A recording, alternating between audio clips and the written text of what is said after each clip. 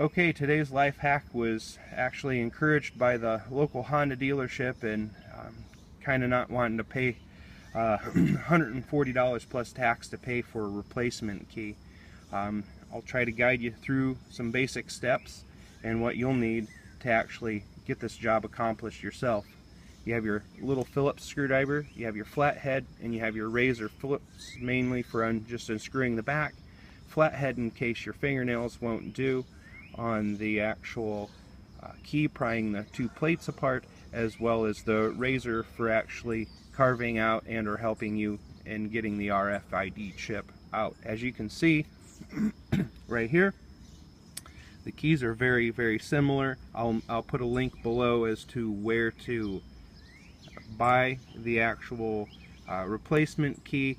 Mine actually came with an RFID chip included. If you need that, great, but the programming will run you probably about $60 to $80 unless you know how to program RFID yourself. Mine actually, I'm using my existing key to replace the RFID chip, as where my keys were actually broken. It just broke right here and actually fell out, so I had all my parts. If you need an RFID chip, again, this will do that. It might cut some costs, but in my specific case I had all the pieces. So what you're going to start off by doing is you can either start off by unscrewing it here. I've did this for time saving sakes here. And then you actually take the razor and you'll pop out like a cover shield, and then the RFID chip will be sitting in there.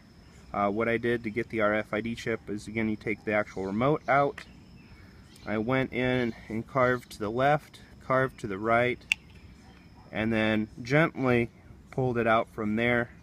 RFID chips are pretty durable, but be careful that you don't cut yourself or just start going to town on the RFID chip, since you actually need to put it in the new one. Then what you'll want to do is get the key cut by your local locksmith. Go ahead and check around for pricing. I got mine done for $10. Again, unscrew the black back plate. You can go ahead and take out the actual remote itself. From there, this one was a little bit easier. It wasn't glued in there as much, so I was able to take my razor, scrape sideways, and the actual RFID was to fall out. And you can go ahead and take your new RFID chip, go ahead and put it in there, go ahead and put the guts back in, and then just go ahead and re-screw it from there. And then you'll end up with this guy right here, which is a fully functioning key. The guy was kind enough to actually include instructions on how to actually program the remote part of it if you want newly painted buttons. Otherwise, feel free to use your old remote if you want to skip that step, because again, it's a full key.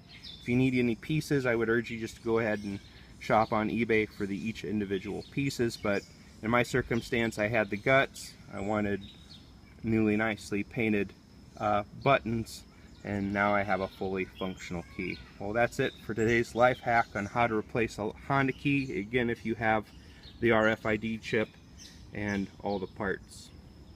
Thanks for watching.